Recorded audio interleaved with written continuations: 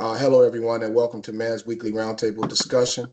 I'm Lawrence Littleton, Executive Director of Man NFP and the author and creator of Man's Community Violence Intervention, Workforce Development, and Community Development Curriculum. I'm also the author of America, the Ultimate Me Society, which you can find on Amazon. Our weekly roundtable is a space for open, respectful dialogue. Here's how we make it work. Jump right in and speak. Be respectful of others and yield the floor when you're done expressing your thoughts. The topics we discuss will change weekly, giving us a chance to explore a different perspective, challenge our thinking, and find common ground. This week's conversation is on fatherhood impact. What does it mean to be a father? What impact does a father have on boys and girls? And most of all, the community. Let's listen to understand, speak to build, and learn from one another. All right. So, uh, the reason why I selected this topic as one, I'm running out of topics. I did see the topic that came in today from the young man that's on.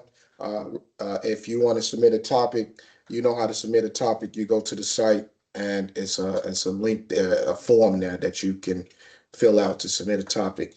But I mean, realistically, I can never run out of topics. But I like this one because um, finally, finally in Black America, um, there's a narrative, relatively new, that's been coming out over the last 5 or 10 years or so, because of the rise of social media platforms.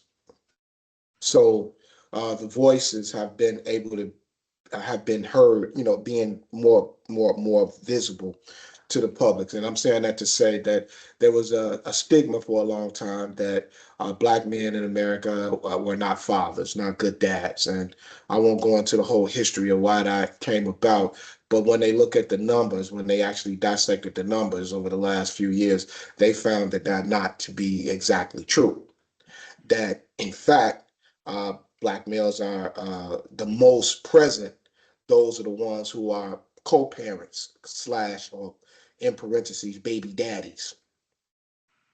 And also, a lot of the brothers from our communities across the country have been bringing to light via social media the challenges uh, that you face when you are a co-parent, or slash baby daddy, with the woman that you have these children with, being difficult to deal with, using the system as a weapon against you, hiding the child from you, uh, programming or mentally poisoning the kid against you, making life real difficult for you in order to be in the child's life, creating a lot of obstacles and barriers to fatherhood for a lot of young guys.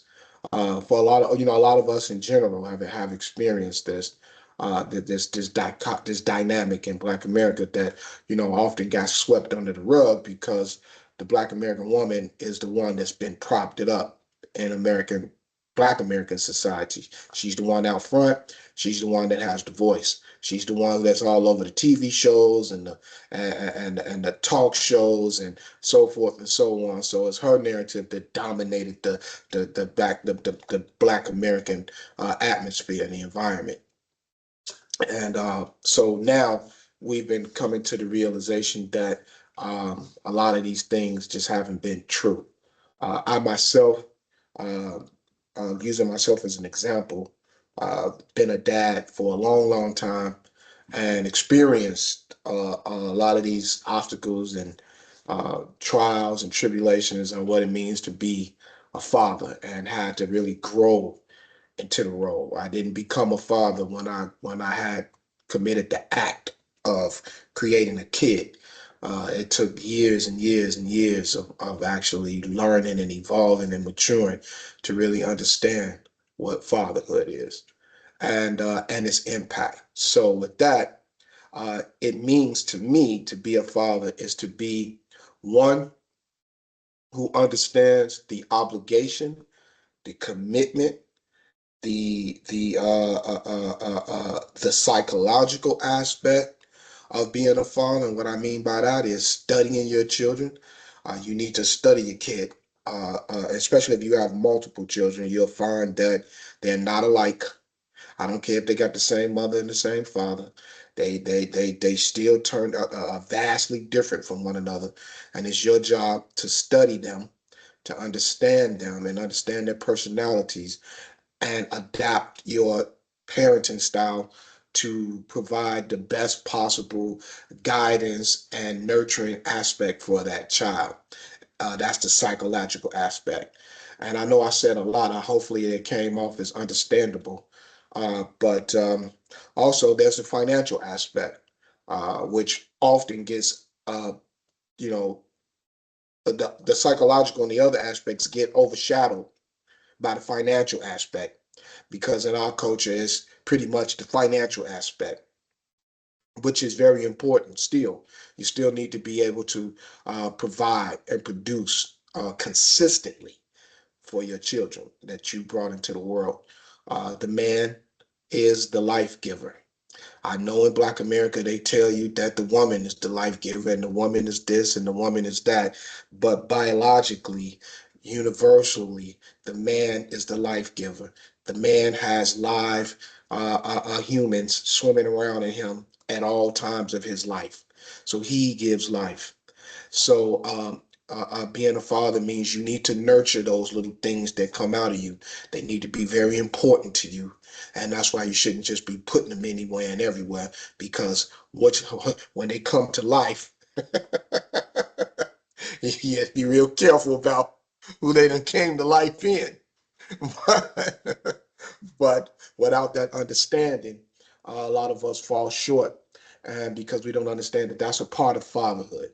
It's protecting your semen and your sperm while they still inside of you, because those are your children. They just haven't been brought into the real, manifested into the flesh just yet. But if you adapt that mentality before they come out, you'll be a lot more protective about where you let your seed land. Also, the financial part, that before they come out part, and also being um, always available and uh, um, and always available for your children. As a father, you should, in my opinion, you should always be available, even post 18. I know they give us this number of 18, and the kid is grown, and now that the kid is 18, then you're supposed to push the kid out, or the kid is on his own, and magically as soon as the kid turned 18, the kid is grown. And I challenge that myth through real world experience, lived experience, that just because a kid makes 18 doesn't mean that they have matured, that they have developed, that they are ready for the world. You may not have done your job as a parent to prepare them for the world around them. And so that's a part of it. And ultimately, the impact that a father has on boys is he's the example of what a masculinity is supposed to look like. He's supposed to show his children, or guide his children and raise his children, and giving examples in all levels of discipline. Also how to treat not just women, but treat everybody around them, giving respect, getting respect. And if he does that properly, then his boys will grow up to have a someone to emulate, and they'll exude masculinity and what it means to be a masculine man if they have the proper father around them. The father's impact will create that masculinity in a young man. For girls, his impact on girls is he shows her how a woman is supposed to be treated in a typical environment. The most standard environment is he shows her that through the way he treats her mother. But in our world, that's not always the case. A lot of us, again, are co-parents and baby daddies, and don't get along with the baby mother. So it's kind of tough to show a young daughter, how to treat a woman via her mother. So from my experience, and I probably not the best one um, as far as the girl thing. I don't think I did that good of a job with my girls. I think I did a better job with boys than I did girls. Because I just like discipline when it come to girls, and I just kind of let them just do whatever the fuck they wanted to do. I don't think that's how you're supposed to do girls. So, but the father's impact teaches girls self-esteem. That's the most important role, the most important aspect, in my opinion, that a father has on his daughters is self-esteem. When she has a dad in her life, a productive, principle-driven, high-character kind of father, he teaches his daughter self-esteem, to love herself from her hair, from her personality, from her character. She raises her moral standards, and she's not as easily manipulated or taken advantage of and naive when her father's presence is in her life. And she also understands how to respect men and respect masculinity and understand her role a lot better in life as a young lady growing up when she has a father. And the impact on the community, most of all, is you have younger people who grow up with proper morals, proper values, and proper character that will, become the brain trust in the communities, and have a lot more, impact in terms of economics and um, discipline, behavior, so forth and so on. And if you look around Black America, it's quite obvious that we missing that, and we've been missing that for many, many years. And I won't say that it's always been that way, because we have our ancestors coming out of slavery all the way up into the 50s that gives the blueprint and the template for how what I just said in terms of fatherhood and overall parenting looks like when you produce worth a damn children. And we had that. Our ancestors provided that example for a long, long time. And I'll yield after I say I have a aunt. She's like 80 years old now, a little bit, and she's one of the last of that generation of children that were produced by these people that I just talked about. And if you people like that, if you look around, if they're 80 years old and older, if you have the privilege of knowing someone like that, you will clearly notice that their character, their moral stance, their demeanor, their cadence is totally different from all of us that's 70 and down. It's a whole different person, a whole different, it's like aliens. It's like they from a whole different world. So it's an honor to have, to be able to know people. I'm a Generation X guy, so um, I've seen people like that, growing up. They all pretty much died off now. I'm just fortunate that I have her still left where I can reference. But I grew up with seeing people like that my entire, and up until I got like 20, 30, and they started to, phase out. But guys, that's millennials and Gen Zs, I really feel bad for, because they don't really have a frame of reference. They don't really know these people that I'm talking about. They haven't really seen these people that I'm talking about. So with that, I yield. I'm sorry for taking so much time. I think that a father's job, uh, kind of piggybacking on what you said too, is, to show his daughters what a man is, the way she should be treated. Um, you know, like you mentioned, that it's gonna be kind of hard, and to do that uh, in Black America, but at the same time, uh, it can it can still be done, and it still got to be done. You can still show her that a man should be patient, shouldn't be responsive. I don't know if that's the right word, but you know what I mean. Reactive, always emotional and reacting and shit, and flaring up and throwing tantrums and shit. That's the type of example you can set from low key having a contentious relationship with a baby, with a woman that wasn't the best choice.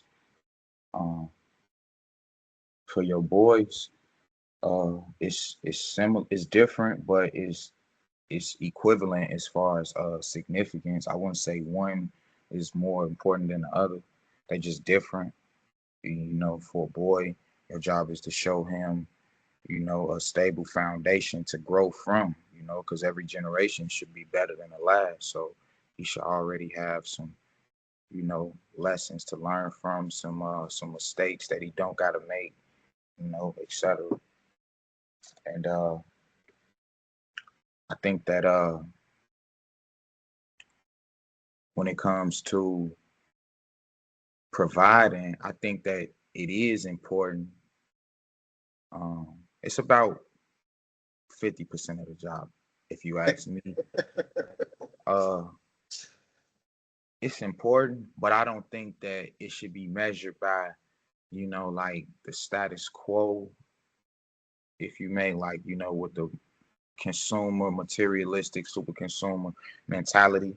You know what I'm saying? So if you can provide, basic necessities and love, I think that's what's more important, the teaching and the guidance. And the love is a little bit more important than, just providing a bunch of things. It is important to create memories, though.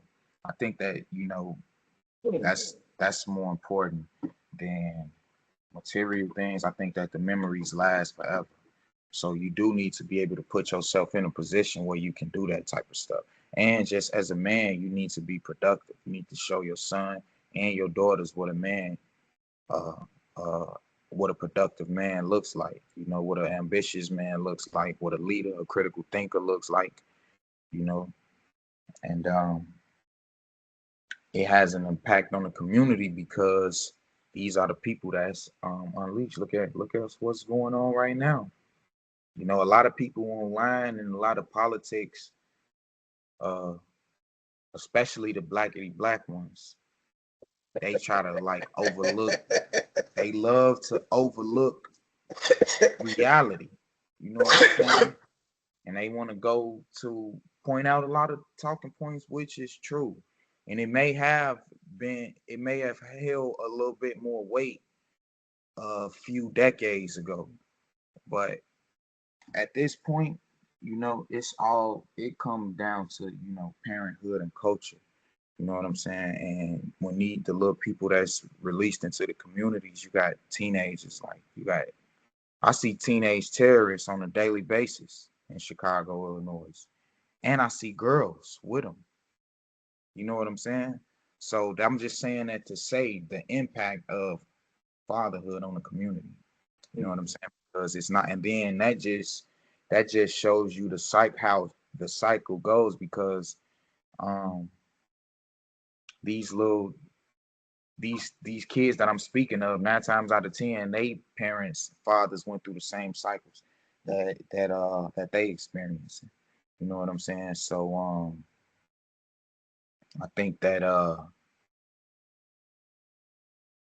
think I may have read part of the question said who failed. Was that a different topic? Well, yeah, that was we did this last week. I got to get them Uh, up. My wife and her. I got to schedule time, but we did this one last week. It was four of us on last week. Who failed us? Was it the government, community entities, yeah. churches, schools, and organizations? So this week we're doing this one. A lot of this was a good one. We'll probably revisit this one though at some point. But because we ran out of time, it went over about 30 minutes. But anyway, let's this one is the one now. So yeah, and it has an impact on the community because the quality of the people, the quality, the trauma, the baggage that people come out with without having no fathers. Boys grow up misguided, girls grow up, with all of the challenges that they face when they don't have a father. So it just leads to a domino effect, and then more people hurting people, creating more children, repeating the same cycles over and over again. So I think that people need to first admit that, you know what I'm saying, the importance of a father. Once people can admit that and just uh, stop weaponizing the child support and stop reducing it to just transactions and shit, I think Mhm. that it'll be better off because I just went through that shit with child support so long. I ain't even gonna get personal into my experience, but you know that system is that shit is that is not right, and um it's just one So another element that destroyed. You say let me. what? I'm sorry. Yeah, let me ask you this, and then I'll let the other young fella, he could come, he could jump in. But let me ask you this about child support because you say that system is evil. Yeah, Okay, well, do what about the guys out there that create children and out of lust, and don't take low, care of. and don't take care of them? Move around. Shouldn't there be some type of Yeah, consequence there or should be, uh, but I say that the system is evil because it's not set in place to deal with those type of guys. It's set in place to be a business or some type of for profit, some type of what it's not set because they don't even vet. Any woman can just come and say, "Hey, I need a link or I need some medicine," and I don't know this nigga, knowing damn well she lay with the dude every day, give him her car every day. mhm. You know what I'm So saying? they don't; those guys don't end up on child support until don't end up on child support. I think a lot of those And guys. I do agree that there needs to be that is valuable. I won't say that it needs to be. What needs to happen is that women should stop picking men based off of like an outfit and shit like that because he was cute and shit. You got to go a little deeper. Then you wouldn't be having children by niggas that won't take care of their kids. A lot of What? women that are the second, third, fourth baby mama already see the nigga with two, three, four baby mamas that already struggling. You know So what I'm now saying? So you those going. type of guys, huh? Yeah. No, you going deep, and I feel you. I understand where you going with that and where you coming from with that because that's a lived experience from you growing up here. But what I'm trying, what I because I like what you said about the child support system being evil, and I thought that way for many years because I fought against it, personally. However, as I evolved and matured, I started to see that, well, there are a lot of guys out here that should be trapped up in that system. Yeah, and that shit and that's supposed But to they supposed to have more of a vet. so You the walk system into a should be child support, reformed. The system should be reformed. exactly. You walk into a child support office, it's fucking hundreds of women running a damn child support office. You know what I'm saying? Like it ain't And even no balance in there or nothing. Like I it's understand. I just understand. all fucking They're the baby bitter ass mamas. women taking a word from any woman. Any woman can walk into a child support office and ruin your damn life. I understand. I don't disagree with that part. I've experienced that personally, and I do. But at the same time, I'm thinking about the mothers out there That that really go through it. Yeah, I yeah, that understand. They yeah, do yeah. need they should be able to have some help. They should be able to have somebody backing them up, and that Yeah. agency backing them up, they should be as heavily regulated as the alcohol trade or the weed trade or I something. don't I don't disagree. So let's look at real quick. Look at the let's take the lady. Let's take the young girl, the young ladies that were fatherless. Yeah, Okay? They were fatherless, lost, misguided, and and they followed their girly instinct, which is to latch on to uh, a man. That's is that fair to say? yeah, So they latch onto a man and they in these environments. So, and I don't want to sound like I'm down, like I got a victimhood card. I'm just saying, they latch onto these guys and they go on according to their culture. So they select the guys that you just described. A lot of them they really don't know no better. It's just, and that's what's available to them. Over the last 20, 30 years, most of our guys, our population aspire to be street people. Is that right. fair to say? Yeah. Fair to So, say. right. And the biological thing is going to happen because we are wired to procreate. Right. So, so now this young lady, she, however old, usually 14 to 19, they start having children in Black America. And now, okay, She decides that she wants to go to school and get a job, and she wants to be, her motherly instincts really kick in, and she really wants to be a good parent. All right, you got a few of them out here like that. I'm not gonna just beat up all and say most of them is, because I've seen it. There are a lot of these young ladies. They just get caught up in their environment. They have children, and then their children start to reform them, and they start to think differently. Now she has this baby daddy that's not in line with where she's trying to go with the kid. Shouldn't she be able to say, well, you know what? I am going to get the child support officers to reinforce child support. You should not be able to get to just run around the world, life doing whatever you want. And while I'm struggling here with this kid, and I'm doing all of this by myself. I'm in school, I work, I don't hang out, I don't do that. I'm a totally dedicated young mother to my Yeah, child. she should be able Yeah. to. She absolutely. She should be able to get them to reinforce. Okay. All But right. I don't even think that's 50% of child support cases. Probably not, but but there are cases and situations like that. So before I yield, I think that um, young guys like yourself should lead the charge with understanding the political system and rallying around your alderman and state legislator to create laws and policies, or a child enforcement watch bureau. See, this is when you become politically literate, and you see how far we are away, because the child support systems need to be reformed. You in a blue city, a blue state, blue city and a blue state. So some cities are blue and the state is red, something like that. But you're in a place like Chicago where the laws are severely geared against you, against the man. So when you walk into a child support office in one of these blue cities like Chicago and a blue state, you're going to experience what you just testified. You're going to experience that. Yep.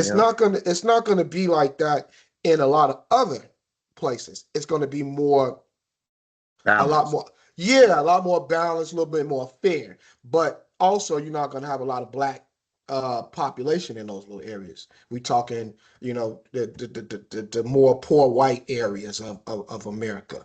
They go through it as well, but it's probably a lot more balanced. You know what I mean? So I think that, and this is a great conversation, but that should be the focus of males, is trying to figure out how to get more laws and legislation passed through the political system to fight against the inequities in the child support enforcement bureau or agency or whatever. Is that fair to say? Yeah. All right. All right. I like what you said though, because it is a imbalanced, unfair, inequitable system, and I know guys that you know it has demoralized a lot of fathers throughout the years. A lot of guys that went out and made a bunch of kids with different women, and and they haven't obtained skills and work history and all that kind of stuff. So you sitting here with 7, 8 kids and no real experience or no real skill set, and then you go out there and try to get a job, and child support from all these different women kick in. You might get $2. You work eight, Hmm. 40 hours a week. You might get a check for $2, and that is cut a lot of guys out of the workplace in general, where they just say, I'd rather go to the underground and make my money, and the underground is pretty much drying up. It's not a lot of underground opportunity out there for a lot of people. You know what I'm saying? So a lot of guys just fall by the wayside. You see them riding the trains, homeless, and Yep. stuff like, yeah, they just fall by the wayside because the system is eliminating us. You know. All right, I yield. They voted for him. Yeah, yeah, politically illiterate. Yeah. Yeah, so my understanding of what a father should be is, the voice of reason, logic, just as your mother would teach you, emotional reason. I feel like, I noticed, like, I had a father growing up, but like my peers, like my cousins, they didn't. So I noticed like the difference in the way how we would think, how we would go about approaching conflict. I know there's, a lot of guys feel like they gotta crash out every time they get into conflict or fight. Whereas I think, not every conflict is worth fighting over. Not every conflict is worth your energy. That's a big difference. I know it's after that. But I feel like first feel like we should return to like back to having like two-parent households. I feel like we're a long way back going back to that, but I feel like we that's what we need. That's the type of environment you should raise a child in. So I feel like the family structure got broken apart. Especially when I look at like older examples, like from my time, you see like the black family unit was together in one, but I never got to experience that myself. And then I like what Chad said about guys from like they gotta be street, young women wanting street guys. I noticed that a lot too. They feel I know it's like, especially in my family, people feel like, academic going down the academic route is a more feminine, like feminine thing. The male is supposed to, be street and do, go underground and make their money. I don't agree with that. So Me either. I personally begin a lot of disrespect on that regard because they feel like they being a man because they run in the streets. But I don't think that make you a man. I think it just make you a fool. Agree. So especially like it's like 2026, we got all these resources we can take advantage of, and they don't teach us about those resources for a reason. But we start in the age of enlightenment. We got the internet. We got all these things. The people before us didn't have. Mhm. And then I really feel like what y'all said about like child support. I feel like it's just about tactics. I feel like it's just about money. Uncle Sam gonna get what he want at the end of the day. When it comes to money. I've heard about situations where and I've seen situations where women are just getting pregnant so they can set up a man, be their financial support. Came from a situation like that. I've seen other situations like that. So Yeah, I yep. don't like I don't like the Your child support system. your internet is going. Your connection is going in and out, young man. Just so you know. I hear you, but it's fading in and fading out. So I'm not hearing everything that you're saying. All right, can you hear me a little better? Oh yeah. Yeah, so I was saying like, no, I don't like child support system at all, especially like seeing like both sides of it, the woman's perspective and the man's perspective. I see a lot of like modern examples today, a woman that just get pregnant on purpose just so they can put a man on child support and use them as their financial support. So I feel like we got to change the mindset around that as well, because I think it's a little bit of a gender war going on. Excuse me, based off of like men not being there, but the reason they weren't there then is on top of that is men that just weren't being there as fathers. I I feel like we got a lot of work to do as a community. But You just yield. Just yield when you finish. Because other than that, well, yeah, I'm gonna let you talk. yeah.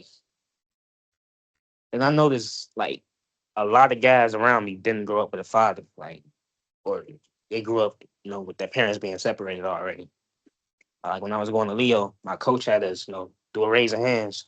Oh no, if our parents were separated or we didn't have fathers, and every guy in the room raised their hand. So I just feel like this is just a generational issue that just keep compounding, each subsequent generation, and we just repeating the same mistakes. I got a question. Okay. If being a father is so important and we can all agree that it's important and the impact that it has, is it worth dealing with the headache and the stress and the disturbance of your peace to ensure the well-being, the guidance, and the proper character traits is instilled into your child? Is it worth it? I really Um, feel, go excuse for me, I feel like that's really like a matter of perspective because I haven't really experienced that. I don't got any children, and I hope I can avoid that type of situation. I'm trying to be more like real picky about what type of woman I lay down with. it.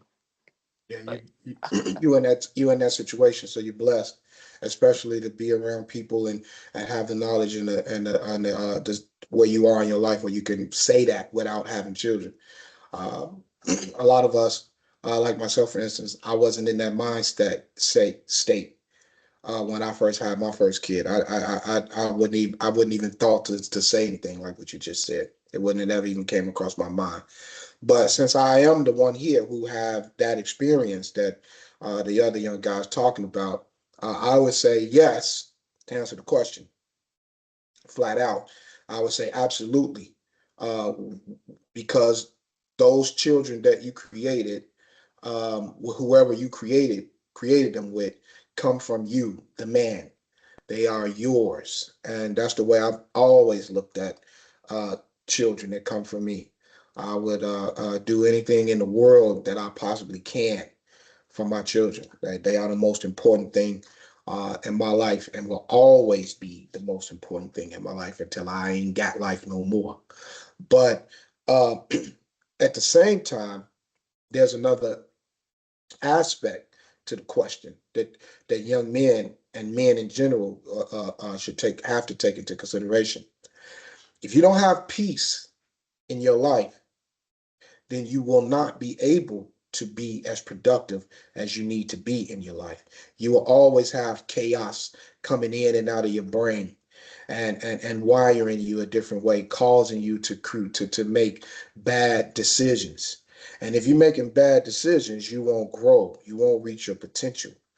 So there may come a situation, and this is circumstance by circumstance, situation by situation, where you have to be, judged that based on and say, well, if I am having a baby daddy, baby mama situation where this woman is so difficult to deal with and causing so much turmoil and hell in my life that is jeopardizing my life or putting me in a situation where I may end up dead or in jail or something like that, or to the extreme, then I may need to walk away from this situation in order to preserve myself and my peace, especially if I have other children. If you have other children that you have to deal with, and also, more importantly, I should say, yourself, because without you, how are you going to be able to complete the whole spectrum of fatherhood to a child if you're not on your square, if you're not completing your path as a productive human being? So you may need to separate yourself from chaotic situations and go about your way and become the man that you want to become. And as that child grows, that child will find you and say, hey, I ain't under the control of this person no more. Why did you do this to me? Why did you leave me? Why did this happen? Then you'll have your opportunity to say, well, the universe still granting you life and granting this child life.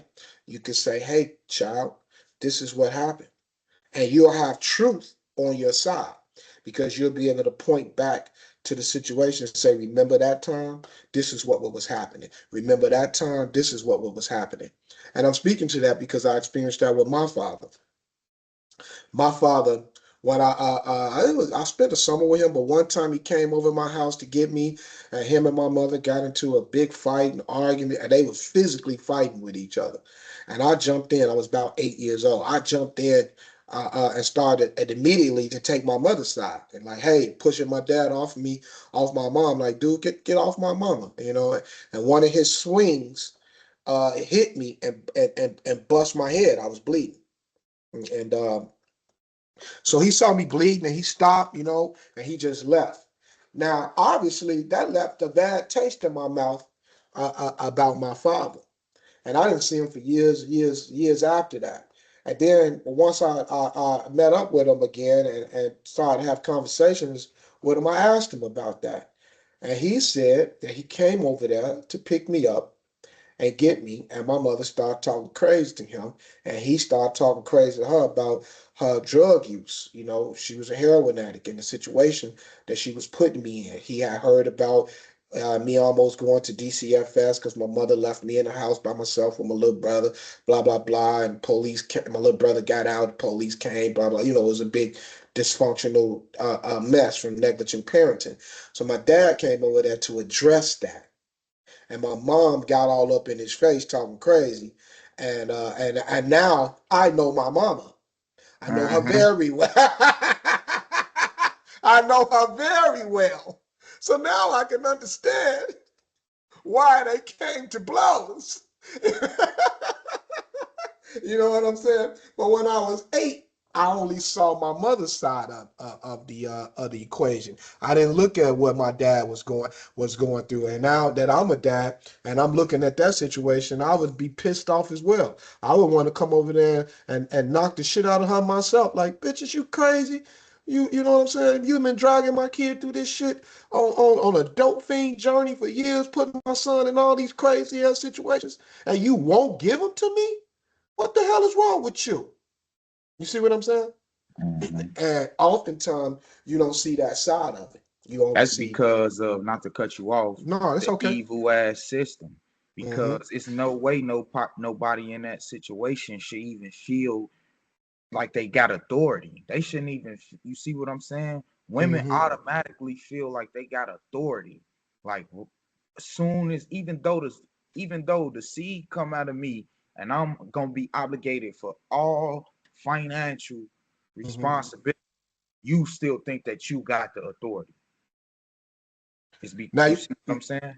now you can see why a lot of guys crash out, as they call it these days. Yeah. Yeah. So, I didn't understand that. So now then I understand, when I look at his plight, all right, he got beat down by the system. The street light took my old man, and then eventually he gave way to drugs himself. But throughout his younger days, all the way up until my father didn't start using drugs until he was in his late 30s. He never did drugs, but he gave a lot of time to the system.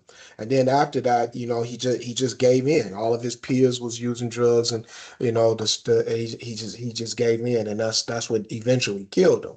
Was the heroin. But um, I can I don't excuse it, but at the same time, I can empathize with his plight and a lot of other guys' plights. Whereas when I was younger, I didn't empathize. I didn't have a lot of grace.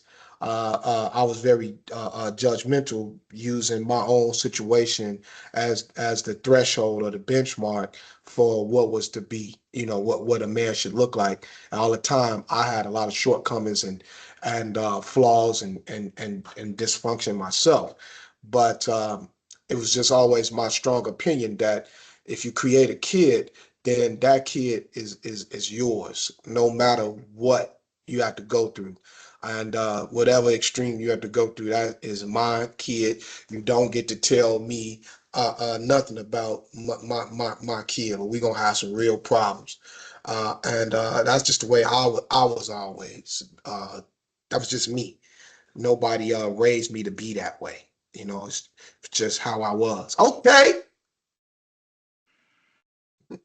Hey man, my man, my man. apologies, man. Hey man, I got so much stuff. But hey, we'll get to that, man. Hey, I'm here though. Okay. All right. So that happened. So I look at the impact of the fatherhood thing on me, and that's probably one of the reasons why I was so, well, not probably. It is the reason why I had that disposition towards becoming a father, and I became a father at such an early age. But because of uh, my father not being there for me, I said to myself, well, I'm going to be here for my children. I just didn't know I was going to be popping them off the way I did, when I was young. I didn't know I was gonna have kids like back to back to back to back to back, shit like that.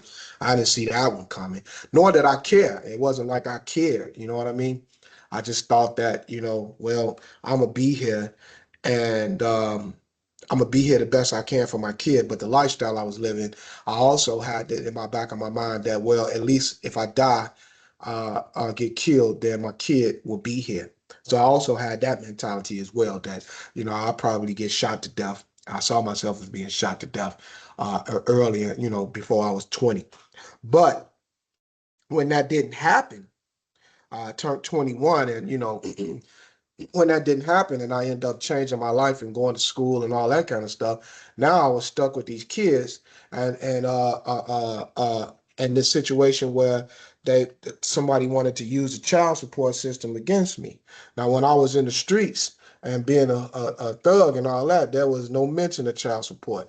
But the minute I decided that, hey, I'm gonna go to school and get a job and do better with myself, now all of a sudden here come this child support stuff. But my idea was, um, you don't get to tell me how how to spend my money on my children. These my kids. I dictate what type of money I spend or how I raise my kids. And that's when I decided to get a lawyer and all that stuff. But my motive wasn't 100% pure in terms of, oh, I just want to be this great dad. My motive was really war.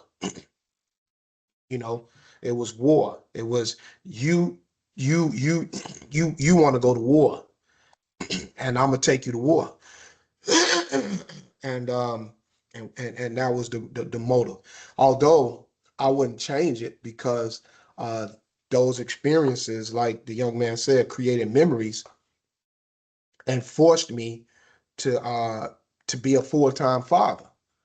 At a young age. It put me in a situation where, I had to be a daddy every day, all the time. There was no days off. It was every day daddy. So I'm thankful. I'm thankful for the experience. I look back at it and I get down on myself and beat myself up a lot because I know where I failed. I know where I went wrong, and I see the results. And it hurts. It hurts terribly, but but at the same time, I still want to acknowledge that I did go to war with the child support system and baby mamas and all that shit about my kids. You don't get to dictate um, what I do and what's going on with the little peoples that came out of me. Them is my kids, and I still feel that way to this very second. All five of them is my children. Fuck they mamas. That's just how I am. And even though I'm with the mama who I got this one with right now, but the bitch can leave. I don't give a shit. I'm still gonna be about my kid. I yield. Yeah, I empathize with my father a lot as well. I started to realize, like, once I got older, but I do remember like being young and planting those seeds, in my mind, especially when they was like fighting over for custody, in the court, in the courts. I remember that as well. I was young though. I remember like she'd tell me what to say. You know, then I hear like the lawyer talking about like trying to egg my mama on, like to try to warn them financially, like take advantage of the system, things of that nature. And as I got older myself and began to start to think more like my father, I began to bump heads with it, especially like around like 15, 16. So I had to go live with my dad. I think that situation's, me having a father around in my life saved me from having to, going to the streets. 'Cause a lot of my cousins, we went through the same thing with our moms, getting kicked out the house around 15, 16. Even my brother. But instead of going to their father house, they had to go to the streets. They had to go to the trap house. They ain't had that option I had. So I feel like, you got to be there as a father because, your kids are your responsibility. So who you lay down with is your choice. And you got to be, careful about it if you still got that option.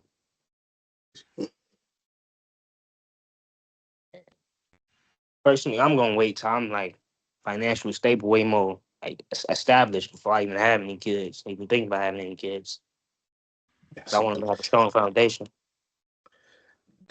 that's proof that Black America is changing. Would you say? Yeah, Because I said because yeah, he young. How old are you? 20 something? 22, just Yeah, 22. yeah. Was you thinking like that at 22? I know I wasn't thinking like that at 22. By 22, I already had all four of my kids. Yeah, I already had my kids by 22. Yeah,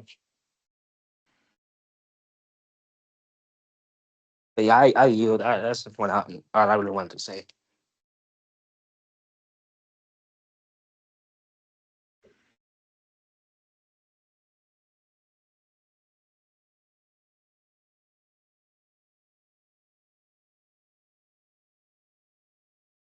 You might want to conclude. You know, I Well, would I'm a say late comer, man. So I'm listening. You know what I'm saying? Hmm. Well, Yeah. go and give us something on the title. You see the title up there? Yeah. All right. So, fatherhood, fatherhood impact. What does it mean to be a father? What does a father have on boys and girls, and most of all in the community? Um.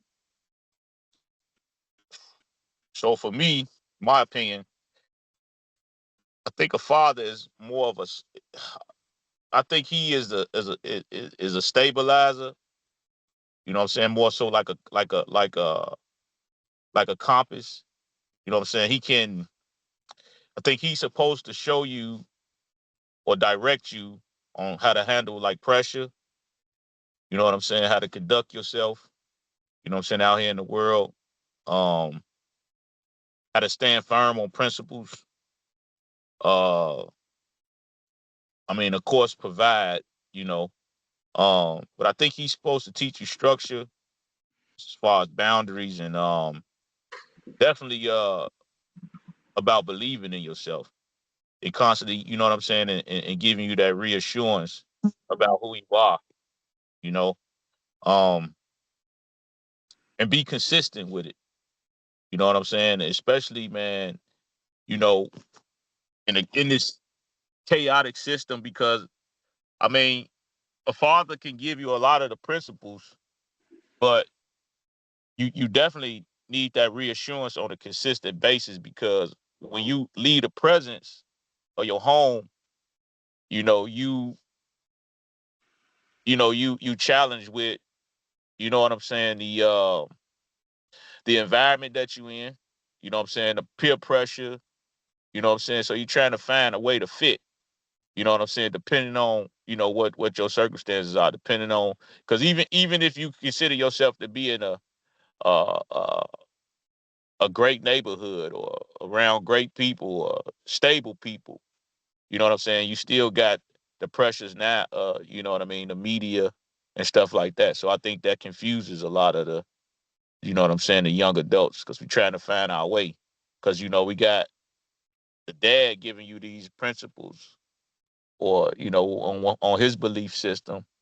But then you seeing something totally different. You kind of outnumbered as far as that thinking go. So I think you definitely constantly need that reassurance and you need examples as well. So not just him talking about it, you actually need to see it, what he's talking about, and you need to see it show up on him. And then as far as the girls go, I think that you know, he's supposed to be that blueprint. She's supposed to see she's supposed to see he's supposed to be the first person to show her how to be treated and how to, you know, by a man, in my opinion. You know what I'm saying? About self-worth, you know what I mean? How to respect herself, boundaries, uh, and you know, to shape her tolerance, you know what I'm saying, as far as her behavior, you know what I'm saying, what she can accept, what she shouldn't accept, you know what I'm saying? Um, you know, to that magnitude when it come to men, you know what I'm saying? I mean, she has to get that other piece from her mother, but uh, you know, and not to try to control her in a sense, but just kind of give her anchor and kind of anchor her to give her a foundation on, what she should expect out here, what she gonna run across, and just how to conduct herself. And as far as the community go, uh, I believe that if the father was present in the home, you know what I'm saying, I believe that the communities, what I mean, would have lower crime rates and better academic outcomes and more stable and more stronger emotional, what I'm saying, stability as far as in the young men and the women, what I'm saying, and in the girls, what I'm saying, because I think that if we present, what I'm saying, we can create order, what I'm saying, in the home. And so I think we supposed, when we that stabilizer, we can reduce the chaos, what I'm saying. And what I'm saying, so I just think if we got less chaos, what I'm saying, things become a little bit safer, what I'm saying, and stronger as far as our family dynamic go. And then we can get, I think the youth would be more disciplined. You see what I'm saying, in that instance, you know what I'm saying? So, because I think if the child gets leadership from the home first, from that father, now, you know what I'm saying, we can kind of like, what I'm saying, go against the systems. The systems don't gotta, what I'm saying, because now I think the systems they've always, what I'm saying, had a dictatorship in what you should and shouldn't do. I just heard y'all speaking about like child support and things of that. You know what I'm saying? They dictating what's gonna happen, what ain't gonna happen, how much you gonna pay, what you see what I'm saying? So I just think it's important, man, if you can be present, what I'm saying, in the household, man, with the person you decide to lay down with and what I'm saying, create this child, man. So I think that, you know what I mean? And so and for y'all to get along. So I yield there. You said a lot of things uh, that we talked about today, especially about the impact of what fathers bring.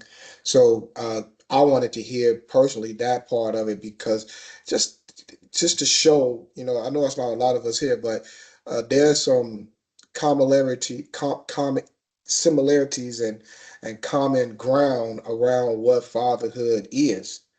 So that means that we do understand what fatherhood is, and we also talked about the obstacles to fatherhood for a lot of us and what that looks like.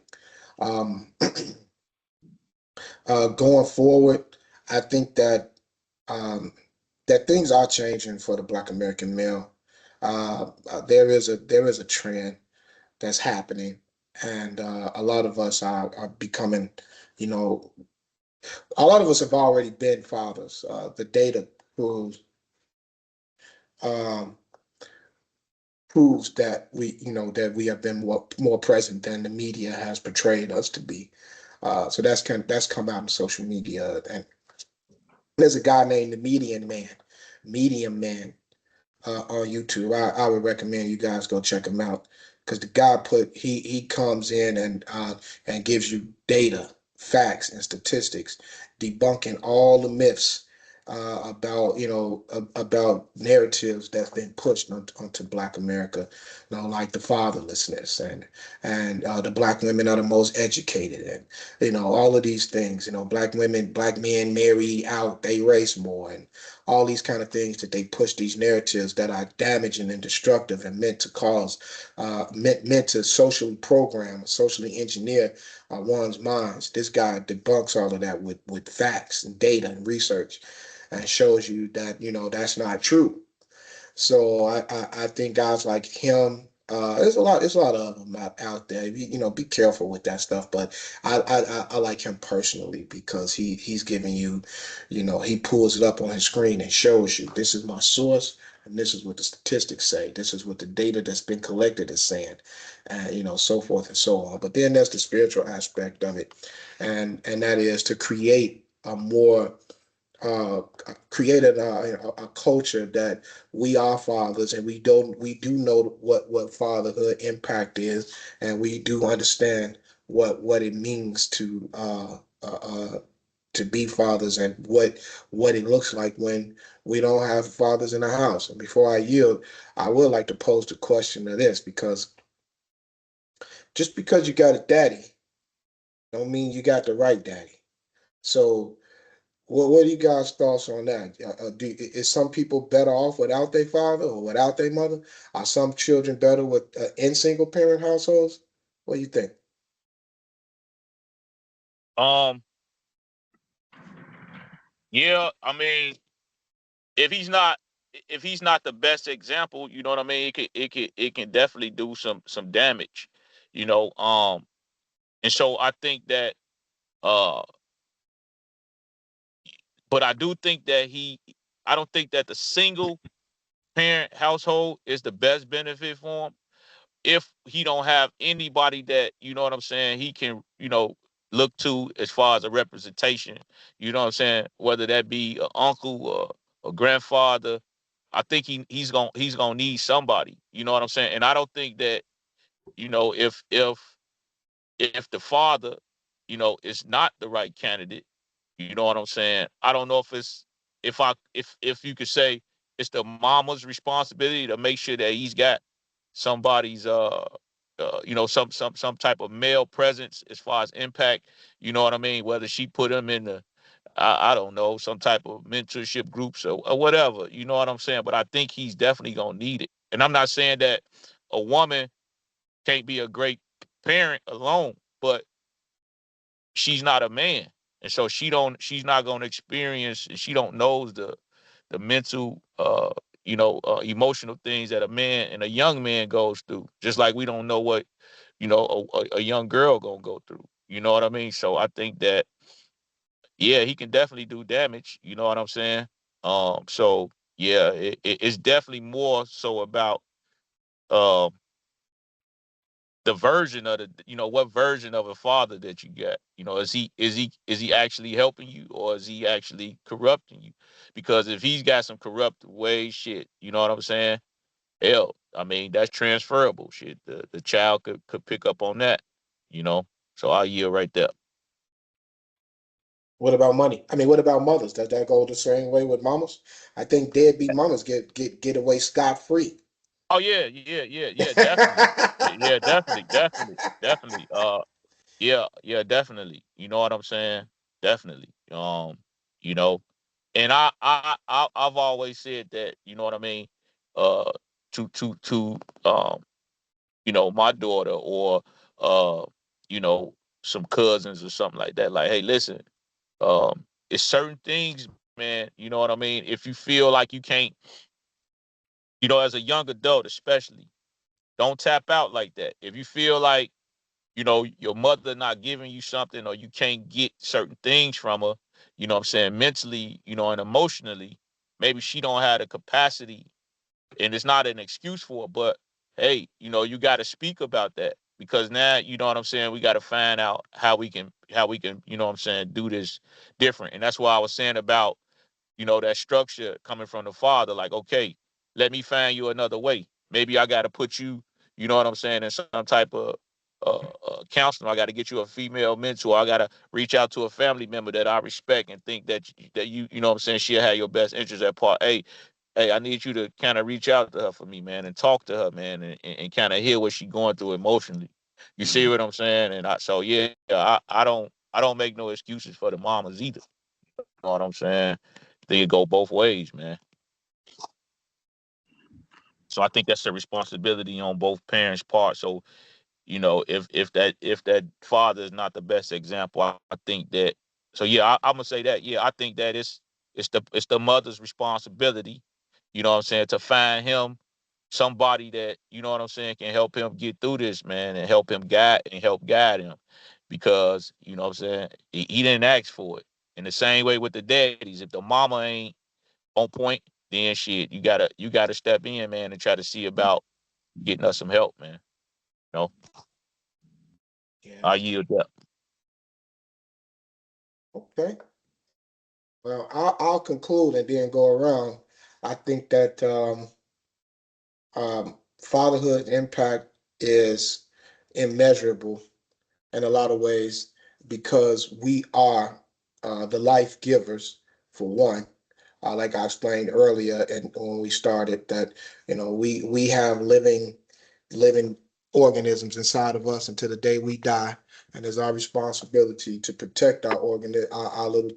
I don't want to protect those little things before they even come out, and nurture them all the way through the whole process until death do us part. And I think that it's my opinion that if we developed a more serious disposition towards, that would be better fathers to our children in our communities, and not just looking to be fathers to our own children, but uh, fathers for all these fatherless sons out here. We got a whole lot of them, a whole lot of them. My brother uh, Billy, he did a documentary on it, and Billy was the guy who killed Ben Wilson. Remember that, brother Rico? Yep. Yeah. So Billy, he killed Ben Wilson, but he got a documentary out, um, fatherless sons, and so I think that that's because of the deficiencies in Black America that we have to provide fatherhood to a lot of these other young guys that's out here that don't have fatherhood. And I don't think I believe that has to be done through structure, through nonprofit organizations, so forth and so on. I don't think we're going to be able to just do that and walking up to some young fellow on the street and be like, "Hey, shawty, you need to get your shit together." Blah blah blah. I don't think that's going to work. You might get shot down. Yeah, that But shit ain't gonna work. Yeah. It got to be a yeah, each one teach one type of situation. The village got to just get a little stronger. Not to cut you off. no, That's cut me off. I like that because I do. So that's what that's I think that'll be how you solve it. Along with you know, some organizations. I won't say that's not feasible or nothing like that, but I think that it'd be more impactful if when it comes from people that hit home, that's closer to you, that know you a little bit more intimately, that you can have a little bit more influence with. I think that it is the opposite parent's job to rectify the situation that you made when you chose the wrong person. So it is kind of your job to, pick a better role model because kids come out better when it's two parents, when it's a nuclear family dynamic. And I don't think that mothers, deadbeat mothers, um, I don't want to say talked about enough because I don't want to get into like the blame game. He did it, she did it, all of that kind of shit.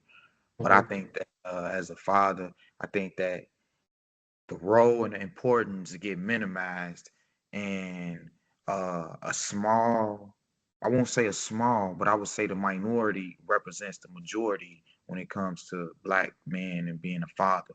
You know what I'm saying? So I think that uh, um, to to take take over the seat that we supposed to have, like bro said a few weeks back, it got to start with self. Mhm. um and it got to start in the house, and I think that's going to always be the first step.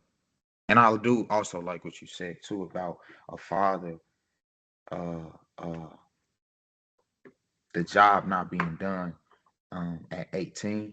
I didn't really get to speak on that because it seemed like everybody else that I know from other cultures don't really subscribe to that ideology. You know what I'm saying? Like I said, I trained a guy that came from New York to Chicago, about 25, 26.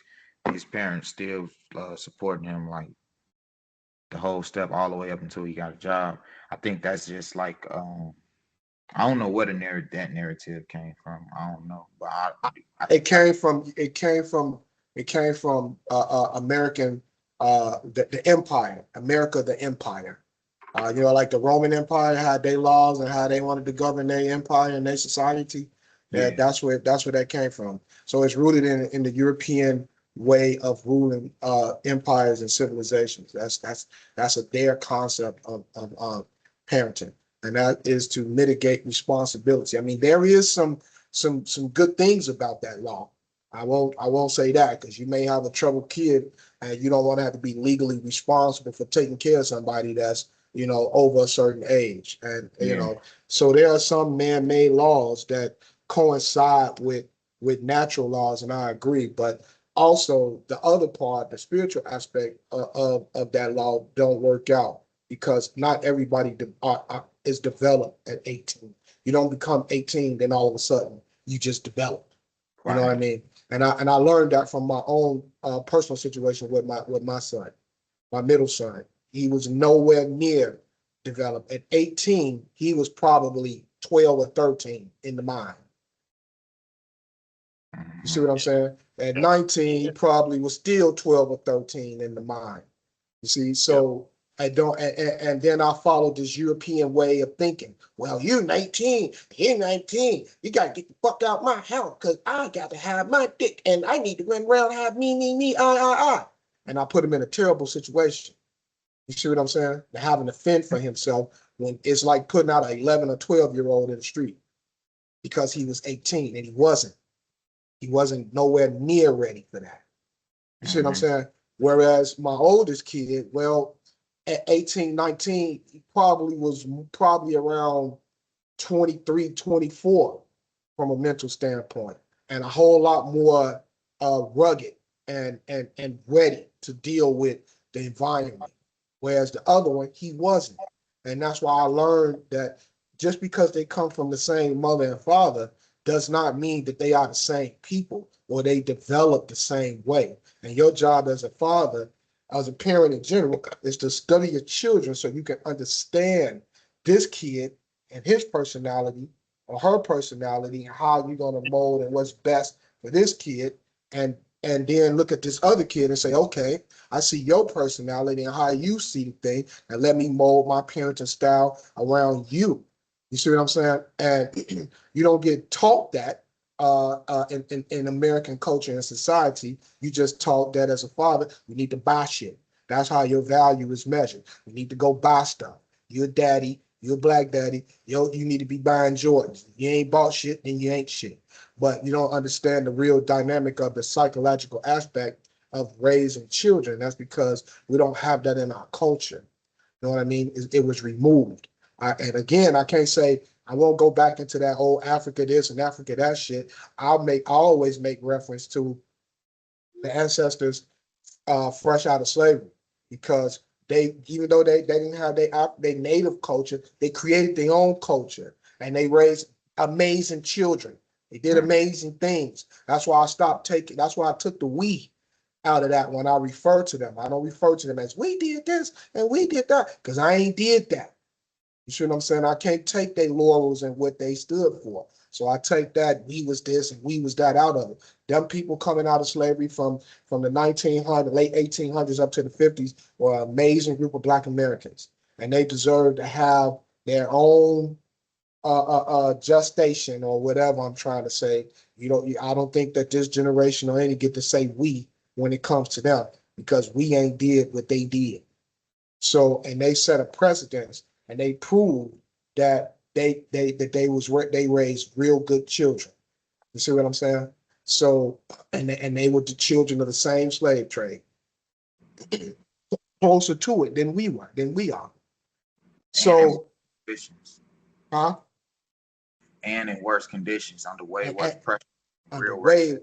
way worse conditions. That's why I have a lot of honor for them, a lot of respect for them, and that's why I had enough respect to stop referring to them as we. Because I ain't shit like them.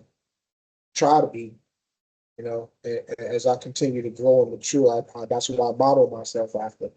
But I've been dirtied up, and that's why I learned a lot in terms of parenting, and I call it the repair mode.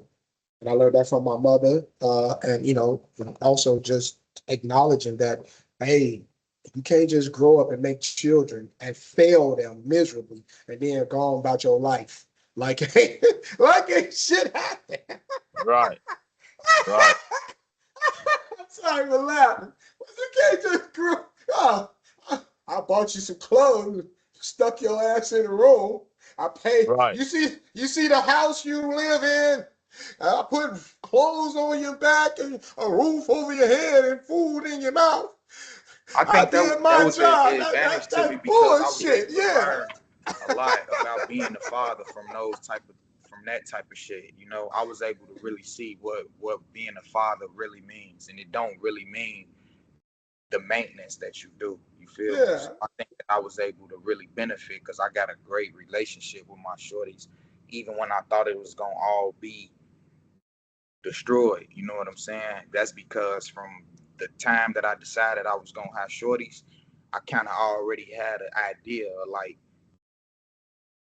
what it should look like. You know what I'm saying? What I need to exclude. You feel me? So um, you didn't really have that reference. You know what I'm saying? So that's why it was easy for me to not hold no grudges and shit because you didn't really have no reference. You was just a little nigga that bounced from house to house with a dope fiend for a mama. Even though I love my grandma to death, I'm just calling a spade, you know. So I didn't really blame you because, you know, what could you have to reference? You didn't have none. And even if my grandpops was around, shit, he was just a little street nigga. You know what I'm saying? So it was easy for me to see like, okay, this nigga tripping. I can't do this, you know? Um, so I was able to benefit for that. So it's really not that much of a failure because you still really get to see your family tree. You still see your descendants. You still see the benefits of your work. You feel me? Because it's your work.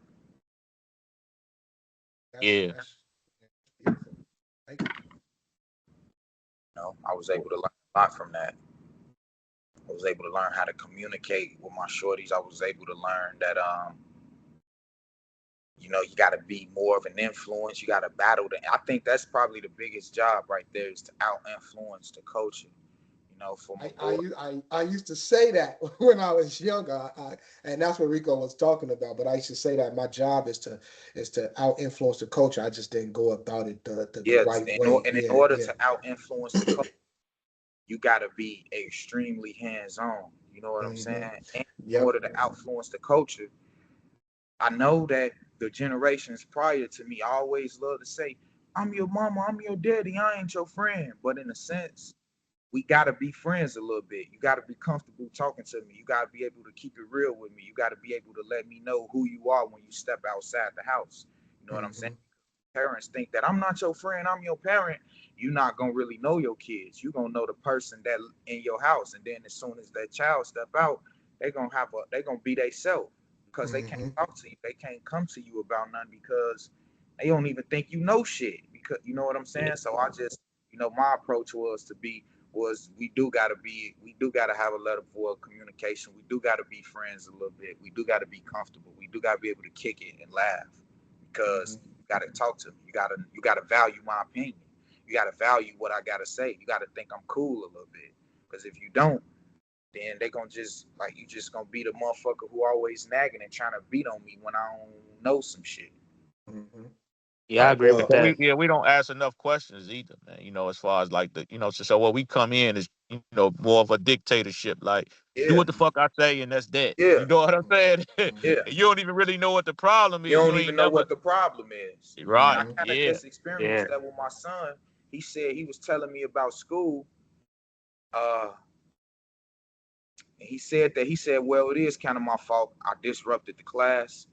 I shouldn't have responded to somebody that was calling out my name. But it ain't like she was teaching nothing. And I kind of got on his bumper about it.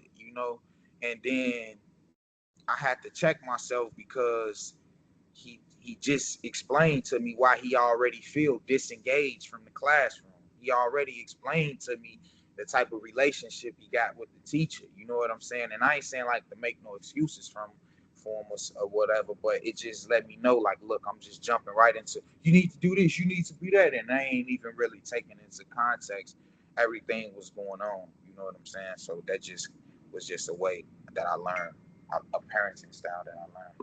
Hmm. Because I Yeah. was like I was like that, and a lot of times, with my middle son, he was actually correct in what he was explaining, but I just disregarded what he was saying. But when he was coming through school, he gave me a lot of problems. But a lot of times, when he was explaining the situation, he was actually right, and I was supposed to go up and defend him and not just take somebody else's side because they the teacher, they the parent, or they misunderstanding my kid. It's my job as a father to support and support my child, especially when they write about something. Who else gonna be able to depend on when something ain't going, when they need somebody to support them and they know they right about the situation. So I look back at a lot of those scenarios and I was supposed to come up and say, hey, but this is what happened with him, and this is what he's trying to explain, you know, and give him that reference point where he can look up to me, because children, especially boys, they look up to their fathers physically and in a lot of other ways. So they Yeah. literally, yeah, I remember those days when my sons were, shorter than me. They not shorter than me now, but when they were shorter than me, they literally looked up to me in a lot of Right. ways. So yeah, I'm like, okay, I could remember certain looks they had in their eyes. I remember when this one came home and wanted to box. I didn't agree with that. I thought he was a handsome fella, and I'm like, why would you want to fuck up your face? And he was looking up, and I could see it in his eyes that that wasn't the move to make. So I was like, give me the little piece of paper, I signed it, go on box. You know what I'm saying? But I Right. would, Just that, yeah, even yeah, just that response. I yeah, said, I want a box. You yeah, said, why would you want to beat up your face? yeah, yeah, No type of support or mm, faith that I'm gonna mm, even be good. Just yeah, automatically Right. Right. about to Right. get beat Right. up. Right. That's yeah. why Yeah. Yeah. Yeah. that's why you gotta understand, as a father, what you say carry weight, and sometimes you just gotta shut the fuck up. You know what I'm saying? Yeah. Because Yeah. You do. like the shit that you say it carry weight, it have impact. So if you Hmm. gotta think about that, if you're not about to think about what you say before you say it, just shut Yeah. up. Hmm. Yeah, yeah, Yeah. yeah, yeah. Because instead of giving you the principles of it, like, okay, we gonna do this. You see what I'm saying? But I just want you to know the things that come along with it. And if you're okay with it, man, I'm with Exactly. you. See what I'm And saying?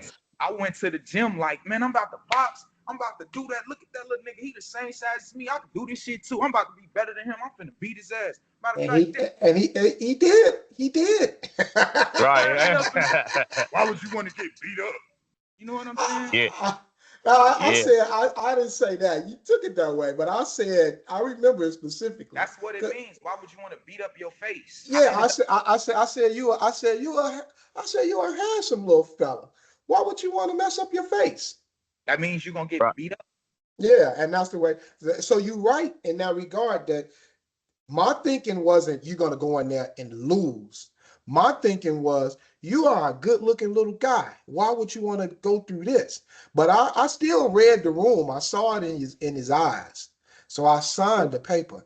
Yeah, I signed the paper anyway because I was like, nah, this is some shit that he really want to do.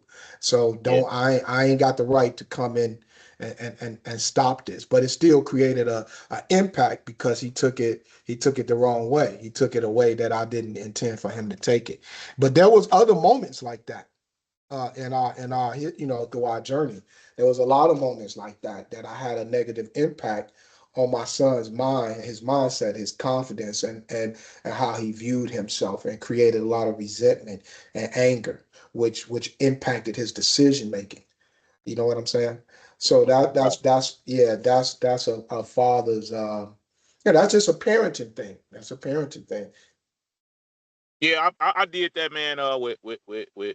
So like people didn't understand it. Like with my daughter, coming out of high school, and she didn't want to go to college. You know what I'm saying? And so I heard a few comments and stuff here, and I said, "No, man, I'm gonna support her on that." You know what I mean? She gonna figure this out. She just, and I asked her why. She said, I just don't like school.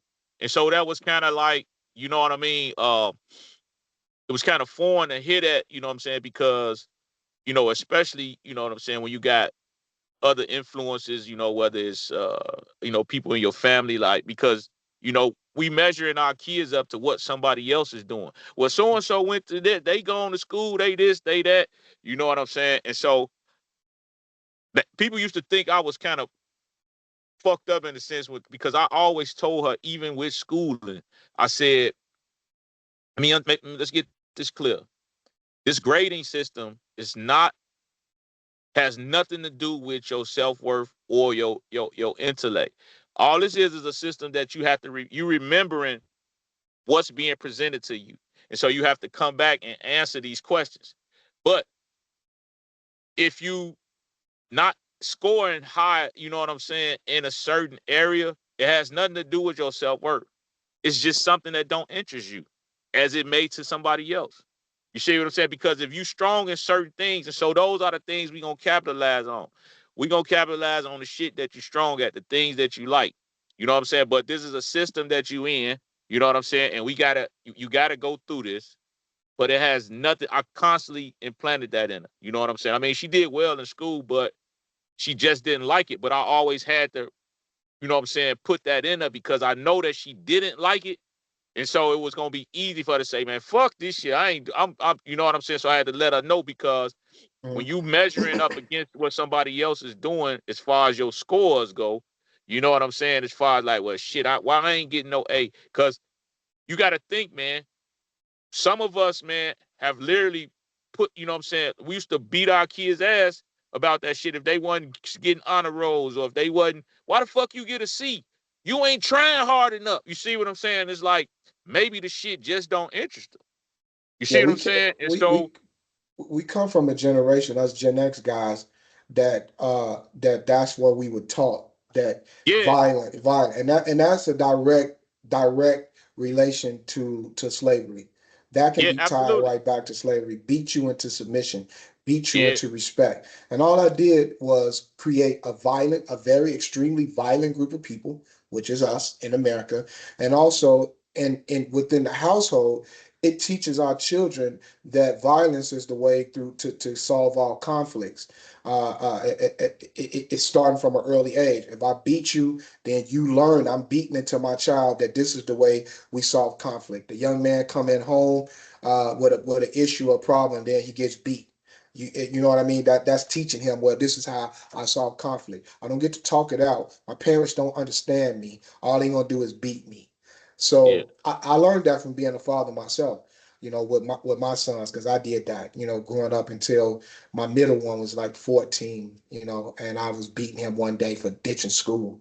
And I'm thinking to myself, like, I never hit him again. I said, I'll never put my hands on my sons again because um, all it did was create so much resentment and, resentment, man. yeah, and hatred, and it just tarnished and damaged the relationship, the trust, that they supposed to have in their father, because I was viewed by them as, oh, this nigga don't understand nothing. He Right. think he know it all. He don't know shit. So fuck him with all the everything that I can fuck him with. So if this nigga say right, I'm gonna do left. If he say left, I'm gonna do right. If he say up, I'm gonna go down.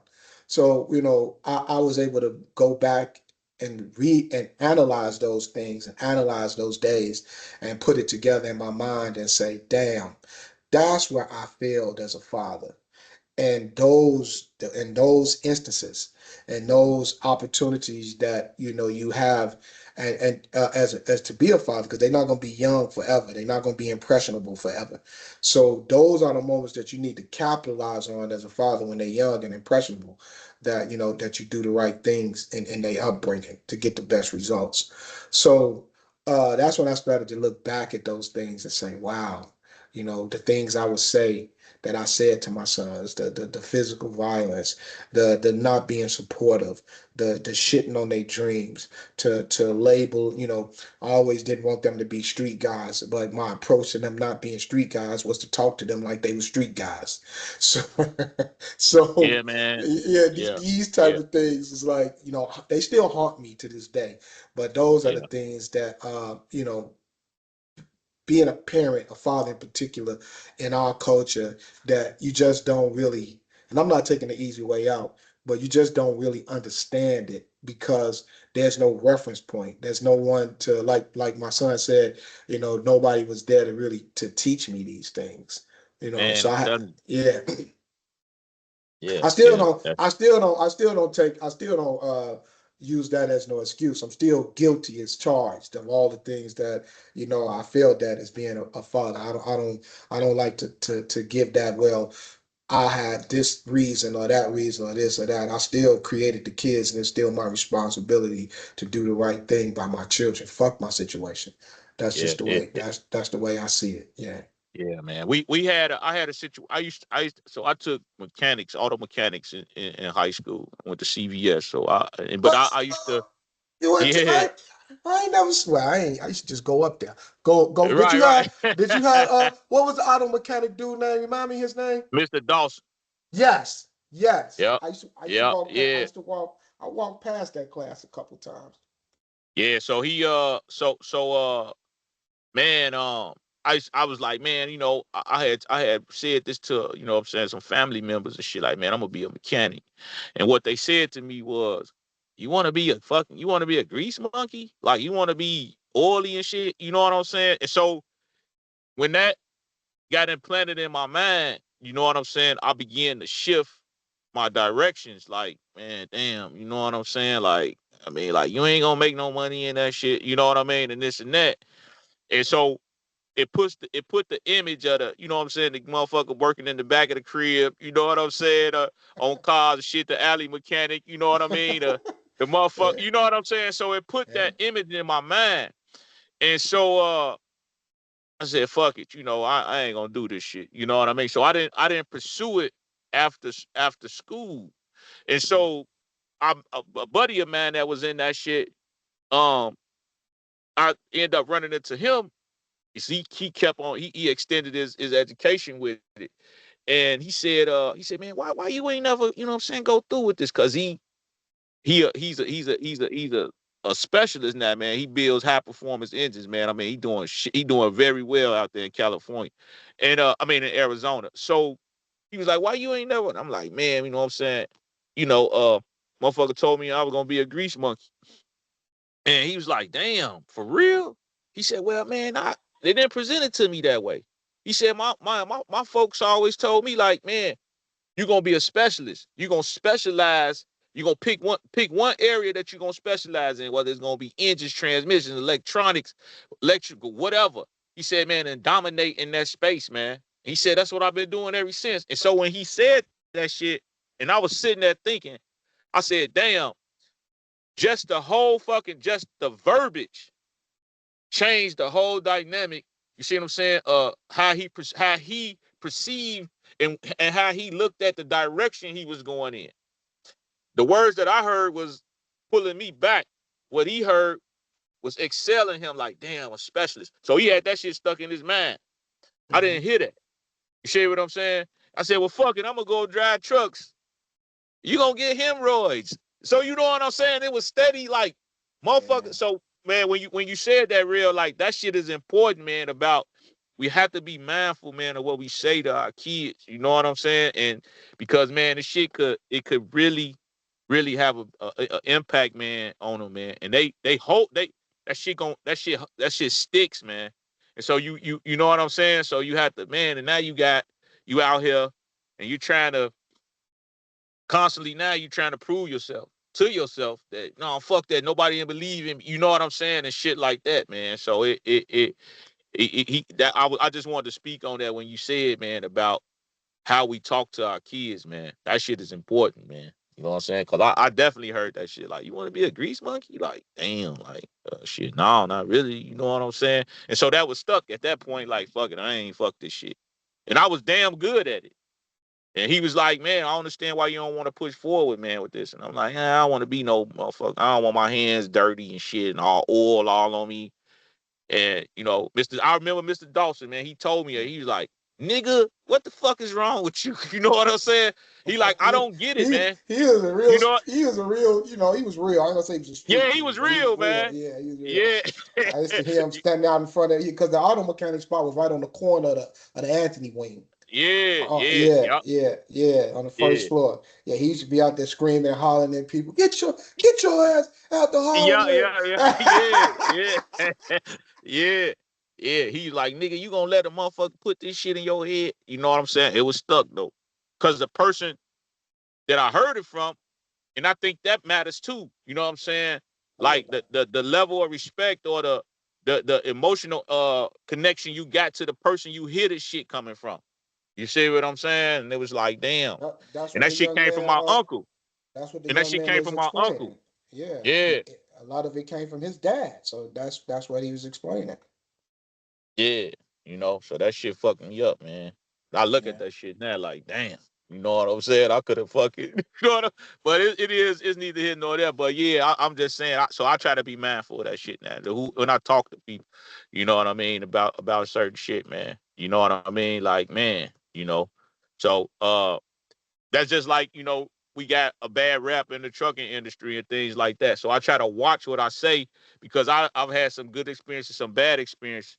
So now I try to be mindful of what I say instead of saying, hey, why you want to do this? Instead of saying, hey, let me show you, if you willing, I can show you what not to do and you know what I'm saying and how to do it. Because just because I had these results or had a bad experience, that don't mean that shit gonna happen to you.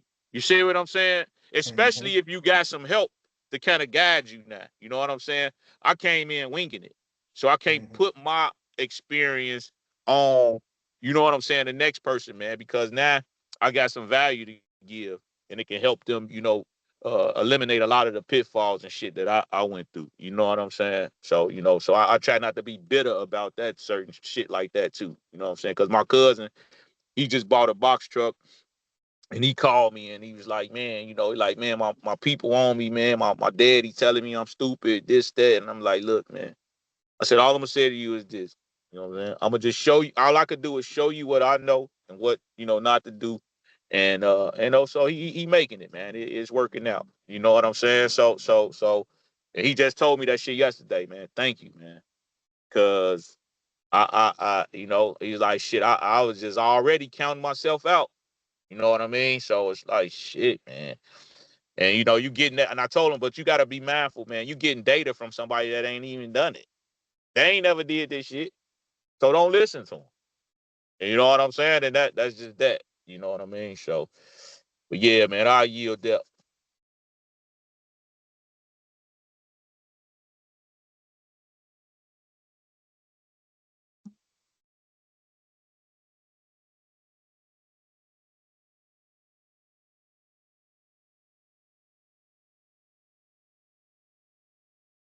Anybody else?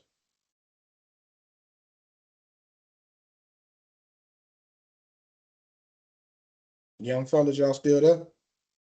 Shit, did they leave? Yeah, I'm still here.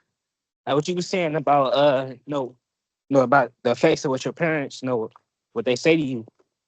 You probably described my relationship with mine perfectly. And like it really do have an effect on what they say to you. Yeah, Like yeah, mine used to try to discourage me. My mom used to try to discourage me from doing wrestling or doing those extracurricular activities. When I was in high school, so I used to like I ain't see the value in it till later, till after I quit. So that's a big regret of mine. I wish I kept wrestling. yeah, man. It definitely important, man. So I try to look at all of that, man, and uh, you know, be more mindful of the shit I say, and how I say it. Yeah. So I'll always lead with what is it that you think that you want to do, and then if they tell me, then I say, okay, well. let's look at what come along with it. You know what I'm saying? And if we come to a conclusion that you still want to do it, I'm with you. You know what I'm saying? So that's that.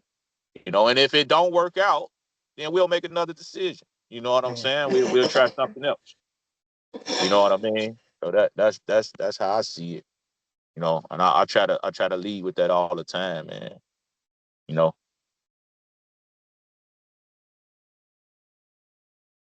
Yeah. Well, you want to give us some more before we go? You there? No, no, I'm good. You, I yield. let you, You yield? You ain't got no more real? Nah. Okay. All right. So this was a good one. I don't have any more either. I did my conclusion. Marty did his conclusion. Next week I'll put another topic up there. And you say you had a topic, young man. You can talk. You know how to put it out there. And I appreciate you guys, man.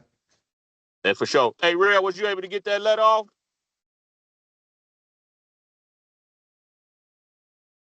Yeah, I got it to her. I appreciate it.